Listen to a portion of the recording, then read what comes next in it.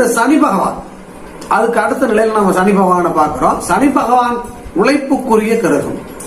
அந்த ஜாதகரை உழைக்க வைத்து 4 மணிக்கு எந்திரிக்க வைப்பார். காலையில 9 மணி வரைக்கும் தூங்குறாள்லாம் இருக்கு சமூகத்துல. ஆனா 4 மணிக்கு எந்திரிக்க வச்சு நைட்டு 12 மணி வரைக்கும் உழைக்க வைப்பவர் சனி பகவான். உழைப்பு உழைப்பு உழைப்பு என்று சொல்லி உழைத்து வாழ்க்கையில் மிக உயர்ந்த ஒரு இடத்தை பிடித்து அந்த இடத்தின் மூலமாக மிகப்பெரிய தனத்தை தேடி, பணம், அதாவது பொற்குவியல் என்றெல்லாம் சொல்லுவார்கள் இல்லையா, அந்த மாதிரி நிறைய பணங்களை சேர்த்து சமூகத்தில் உயர்ந்த நிலையில் இருக்க வைப்பவர் சனி பகவான்.